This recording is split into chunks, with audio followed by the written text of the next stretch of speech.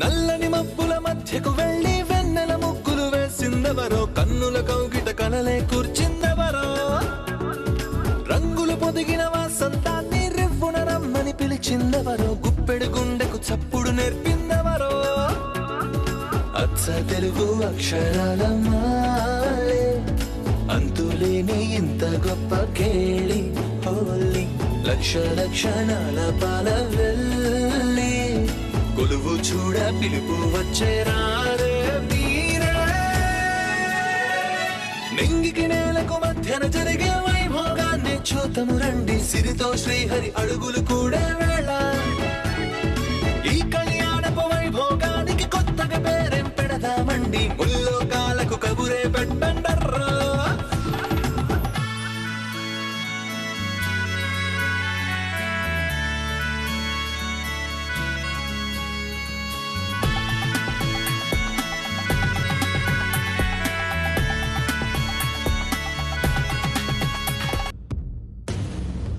మీరు ప్రళయం అని నాకిప్పుడే అర్థమవుతుంది.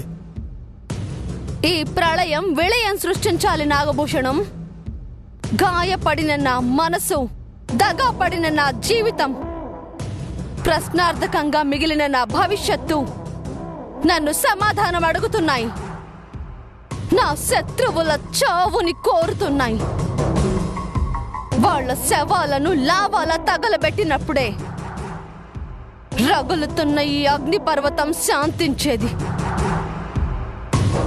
అప్పుడే నాకు శాంతి, విశ్రాంతి.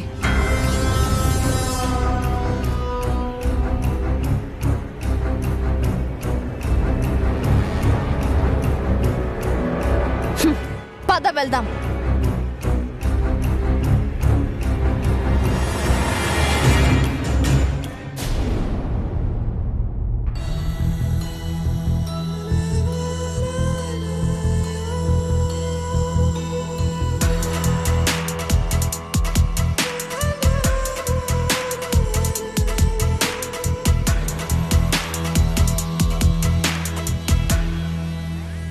అనుమానం లేదు చంద్రిక, వాళ్ళిద్దరు పరారై ఉంటారు. ఎలా అవుతారు? వాళ్ళల్లో కూడా అభి ఉన్నాడు కదా. వాళ్ళల్లో ఎవడు అభిగాడో అంతు పట్టడం లేదు చంద్రిక. అసలు ఎలా కనుక్కోవాలో తెలియడం లేదు. ఇవాళ తేలిపోతుంది పౌడరు. వాళ్ళలో ఎవరు అభిగాడో వాడే ఇంటికొస్తాడు, కాని వాడు పోతాడు.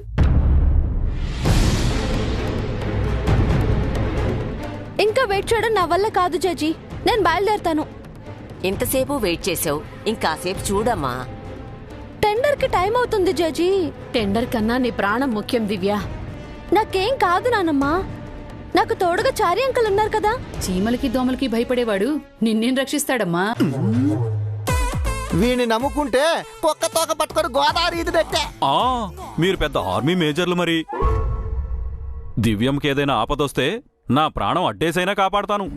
నీ స్వామి భక్తి శంకించలేను చారి, కానీ సెక్యూరిటీ లేకుండా దివ్యను పంపించలేము. కావాలంటే బయట ఉన్న సెక్యూరిటీని తీసుకెళ్తాను బామ్మగారు. టెండర్కి టైం అవుతుందండి. అయినా సరే కాసేపు ఆగుతాను చారి. టైం అయిపోతే టెండర్ వేయలేం మేడం. అంటే ఏంట్రా నీ ఉద్దేశం? సెక్యూరిటీ లేకుండా దివ్యని తీసుకెళ్లి చంపేద్దామనా? దివ్యకి ఏదైనా జరిగితే నువ్వు నీ కుటుంబం ప్రాణాలు ఆపుతారా కాస్త?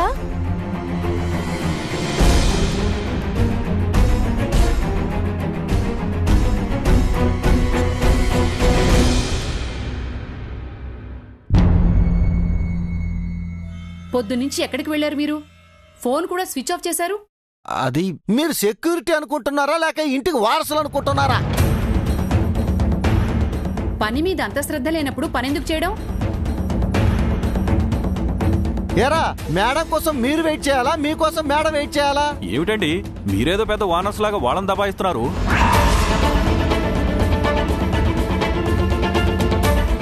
ఏంట్రా, మేం బోనర్లు కాదా? ఓహో, ఈ మధ్య మీరెలా కూడా ఫీల్ అవుతున్నారన్నమాట. ఆఖరికి పనివాడు కూడా సెటైర్లు వేస్తున్నాడు. ఆపండి. ఎక్కడికి వెళ్ళారు మీరు?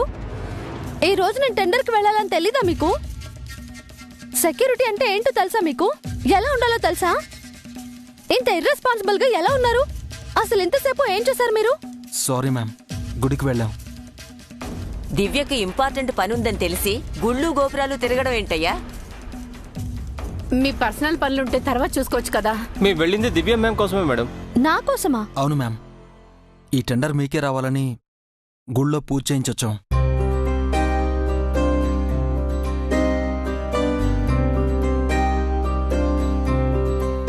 దివ్య కోసం పూజ చేయించాడంటే వీడే అభి అయి ఉంటాడు. ఈ టెండర్ మీకే వస్తుందని పంతులు గారు బాగా పూజ చేసి చెప్పారు మేడం.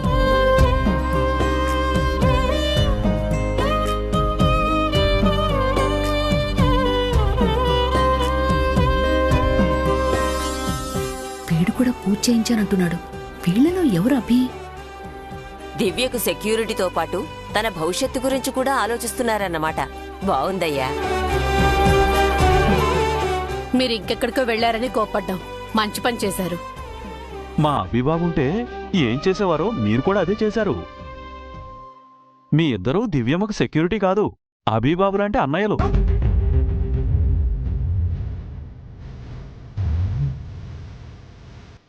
చంద్రిక, చారీగడు తెలిసన్నాడా తెలియకన్నాడా? వాళ్లలో కూడా అభి అని చారీకేం తెలుసు తెలియకే అన్నాడు. సారీ అంకుల్, అన్నయ్యని ఎవరితోనూ పోల్చొద్దు. అన్నయ్య అన్నయ్యే. అభి అన్నయ్యని వేరే ఎవరిలోనూ నేను చూసుకోలేను. అన్నయ్య ఉండుంటే వీళ్ళెవరూ నాకు అవసరమే లేదు. ఈ టెన్షన్స్ కూడా నాకు ఉండేవే కాదు.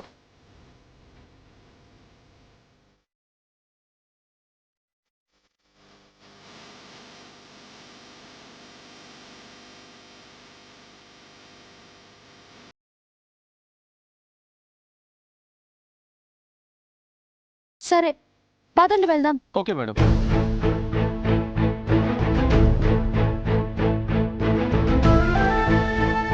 భగవంతుడా, ఈ టెండర్ ఎలాగైనా మాకే రావాలి. దివ్య కాకుండా ఇంకెవరికొస్తుంది కల్పన? దివ్య కోసమే ఆ టెండర్ వెయిట్ చేస్తుంది. మరి దివ్య కొటేషన్ ఎప్పుడో లీక్ అయిపోయింది. లీక్ అయిన కొటేషన్ వేసి ఈ పార్టీకి నిత్య టెండర్ కొట్టేసి ఉంటుంది.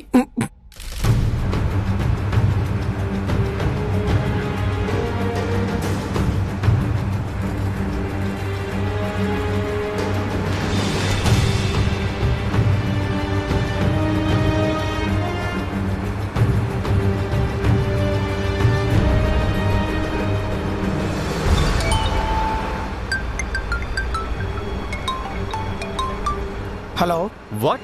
ఏంటి మీరు చెప్పేది? ఇది నిజమా? ఈ న్యూస్ కరెక్టో కాదు చెక్ చేశారా? టెండర్కి ఆయన కూడా వస్తున్నారా? ఏమైంది నాగభూషణం? ఎవరొస్తున్నారు uncle? Vardhan group of industries chairman Shri Aryavardhan గారు వస్తున్నారట madam. Vardhan group of industries chairman Shri Aryavardhan sir వస్తున్నారట.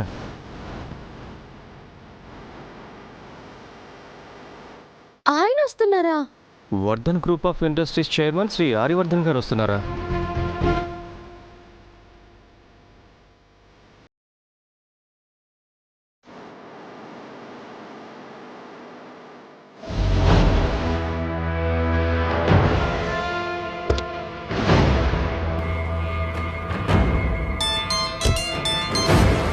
We are on the way.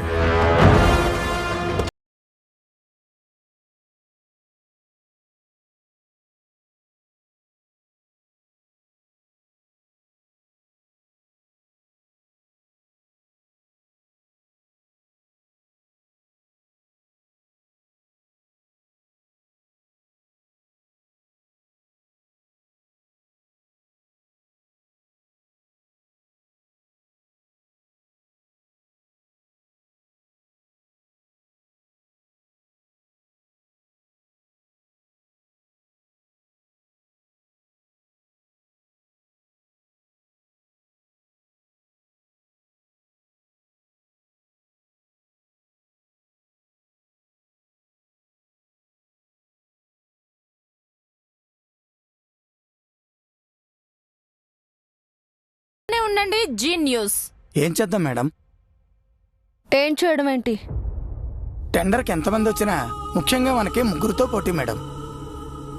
ఒకరు చాణక్య, అతను మన మనిషే కాబట్టి అతనితో ఏ ప్రాబ్లం లేదు. ఇంకొకరు దివ్య, ఆల్రెడీ తన కొటేషన్ మనం హైజాక్ చేశాం కాబట్టి మనకు ప్రాబ్లమే లేదు. అసలు ప్రాబ్లం అంతా ఆ మూడో మనిషితోనే. ఎవరయ్యా వ్యక్తి? అతను వ్యక్తి కాదు మేడం, శక్తి. Vardhan group of industries chairman Shri Aryavardhan sir.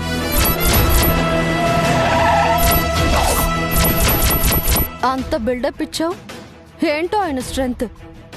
నమ్మకం మేడం. అంటే నమ్మిందానని నిజం చేస్తాడు.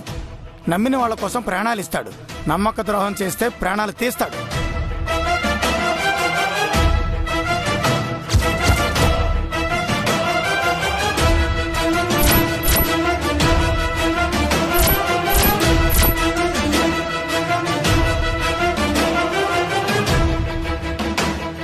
మాటలు తక్కువ, చేతలు ఎక్కువ.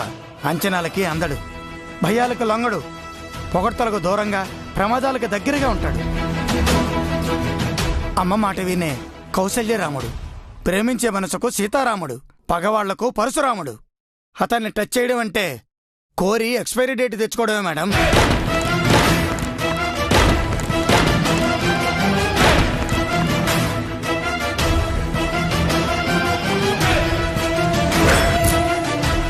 అతను ఎవరైనా ఏదేమైనా కావచ్చు, నన్ను టచ్ చేయలేడు. ఆల్రెడీ టచ్ చేశారు మేడం. మీరు కట్టుకున్న ఈ చీర Rajanandini saris, care of Aryavardhan sir. మీరు జైల్లో ఉన్న ఈ 12 ఏళ్ల కాలంలో ఆర్యవర్ధన్ సార్ మర్రి చెట్టులా విస్తరించారు. దేశ విదేశాల్లో ఆయనకి ఆఫీసులున్నాయి. అలాంటి అతన్ని ఢీ కొట్టడం అంటే సూర్యుడిని ఒక ఉల్క ఢీ కొట్టడం లాంటిది మేడం. బుల్షిట్. అలాంటి వాళ్ళను చాలా మందిని చూశాను, కానీ ఆర్యవర్ధన్ సార్ని చూసుండ్రు. ఆ ఆర్యవర్ధన్ కి నేనేంటో చూపిస్తాను. ఆల్రెడీ బయలుదేరాడన్నావు కదా, ఆపే. అతని గేటు దాటి లోపలికి రాకూడదు.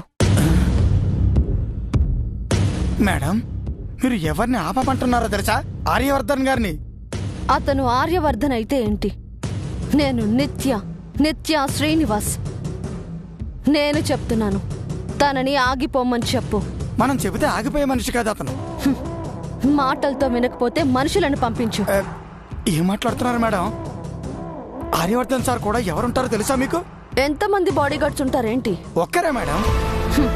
ఒక్కరికే భయపడుతున్నావా? ఆ ఒక్కడు 100,000 మందితో సమానం మేడం.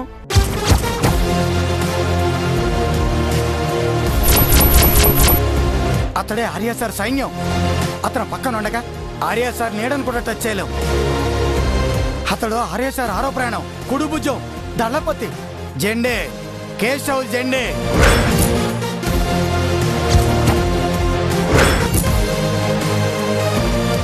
కేశవ్ జెండా అయినా, జెండాపై కపరాజు అయినా నాకు అనవసరం.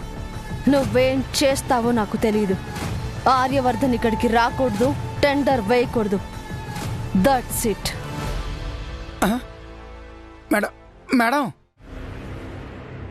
ఎంత చెప్పినా ఎందేమిటి ఇవిడ? ఆర్య సార్ని నేనేలా ఆపగలను? కురువితో తలగొక్కోవడం ఏమిటి? ఇప్పుడు ఏం చెయ్యాలి? ఉద్యోగ ధర్మం, ఏదో ఒకటి చెయ్యక తప్పదు కదా.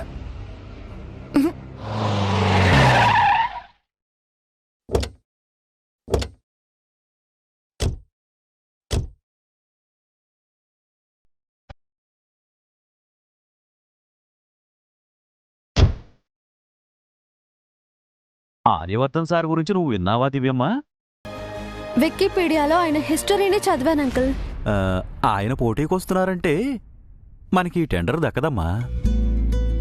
పోన్లేండి అంకుల్, చాణక్య లాంటి చెడ్డవాడికి, పిన్ని లాంటి సెల్ఫిష్ కి టెండర్ వెళ్ళటం కంటే ఆర్య సార్ లాంటి గొప్పవారికి టెండర్ దక్కడం మంచిదే కదా. అంటే టెండర్ మనకు రాకపోతే మీ భవిష్యత్తు ప్రశ్నార్థకం అవుతుందమ్మా. షేర్ హోల్డర్స్కి మీరిచ్చిన మాట గుర్తుంది కదా.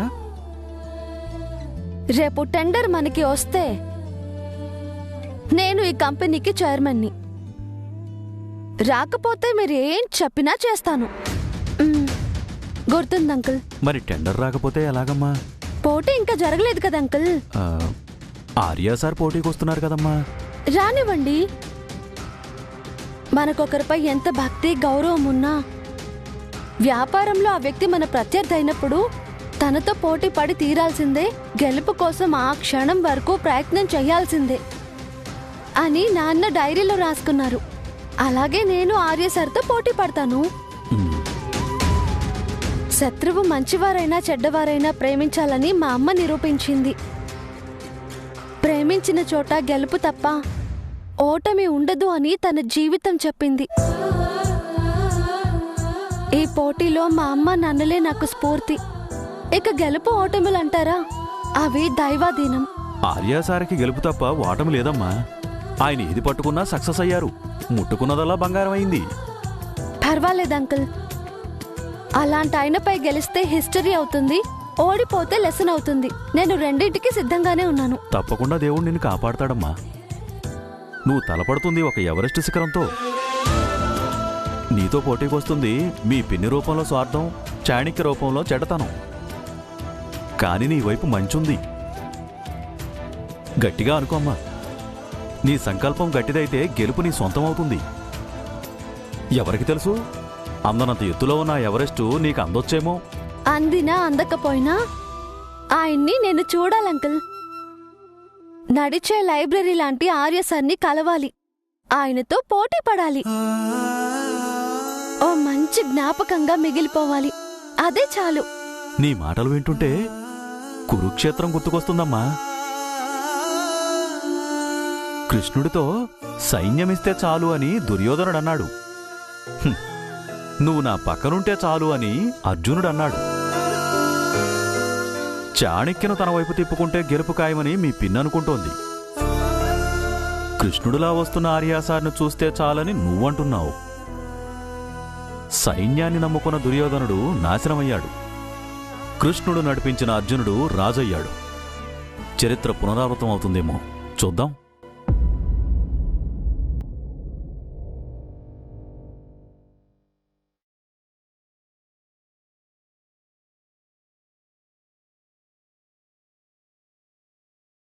Excuse me.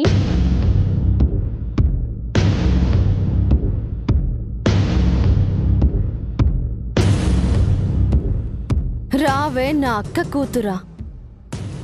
నువ్వెప్పుడొస్తావా అని వెయిట్ చేస్తున్నాను. నన్ను ఒక్కసారైనా దివ్య అని పిలుస్తావని నేను వెయిట్ చేస్తున్నాను. కానీ కలిసిన ప్రతిసారి అక్క కూతురా అంటున్నావు. మా అమ్మంటే నీకు ఎంత ప్రేమ పిన్ని. ఏంటే నాకే కౌంటర్ వేస్తున్నావు? నువ్వు దేవీపురంలో తప్పించుకుని ఉండొచ్చు, ఆఫీస్లో చైర్మన్గా ఛార్జ్ తీసుకుని ఉండొచ్చు, షేర్ హోల్డర్స్ని కన్విన్స్ చేసి ఉండొచ్చు.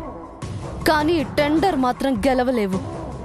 ఇది నాది, నేనే గెలుస్తాను. నువ్వింకా గెలుపుని అందుకునే ప్రయత్నంలోనే ఉన్నావు పిన్ని. నేను ఆల్రెడీ గెలిచేశాను. ఎక్కడా? కలలోనా? కాదు, నీ కళ్ళ ముందే.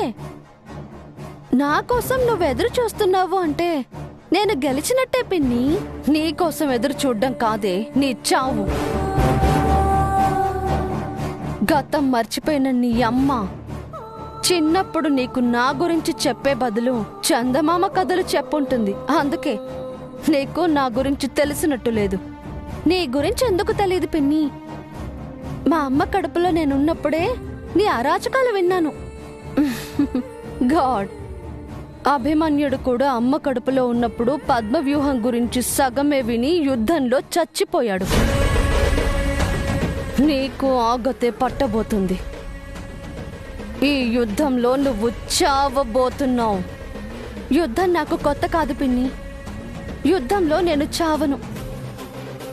నిజానికి నా పుట్టికే ఒక యుద్ధం. నన్ను అన్నయ్యని కనడానికి, పోషించడానికి మా అమ్మ పరిస్థితులతో పోరాడింది. జీవితం అంటే యుద్ధమని చిన్నప్పుడే చెప్పింది. మొక్కగా ఉన్నప్పుడే నన్నేం చేయలేకపోయావు, ఇప్పుడేం చేస్తావు? అవునే, మొక్కగా ఉన్నప్పుడే తుంచి పారేయాల్సింది. తప్పు చేశాను. చెట్టై తిరిగొచ్చావు. ఒక మొక్క చెట్టవ్వడం వెనక ఎంత కష్టం దాగుందో నీకు తెలుసా పిన్ని? ఒక చిన్న విత్తనం మొక్కగా మొలకెత్తడానికి ఎంత ప్రయాసపడాలో నీకు తెలుసా? ఆ విత్తనాన్ని పక్షులు, చీమలు తినేయచ్చు. వాటి కంట పడకుండా మట్టిని కప్పుకోవాలి. అప్పుడు విత్తనాన్ని చీల్చుకొని మొక్క బయటికొస్తుంది. ఆ మొక్కను మేకలాంటి జంతువులు తినేయచ్చు. వాటి నుంచి తనని తాను కాపాడుకోవాలి. నీటి కోసం తన చిట్టి వేళ్లను భూమి అడుగు పొరల్లోకి పంపాలి. మెల్లమెల్లగా చిగుర్లు వేసి ఎండ, గాలి, వానకి తట్టుకుని ఎదగాలి. ఆకులుగా, కొమ్మలుగా విస్తరించాలి. ఇంత కష్టం నేను పడ్డాను పిన్ని. నీ భాషలో చెట్టై తిరిగొచ్చా. ఎంత పెద్ద చెట్టైనా ఒక తుఫానుకి కోకటి వేళ్లతో సహా పైకి లేచి నేల పడుతుంది. నేను కూడా సైక్లోన్ లాంటి దాన్నే. అదే చూద్దాం. ఇప్పుడేగా ఆట మొదలైంది. ఇక ఆట నాదే, ఆటలో వేట నాదే. Wait and see.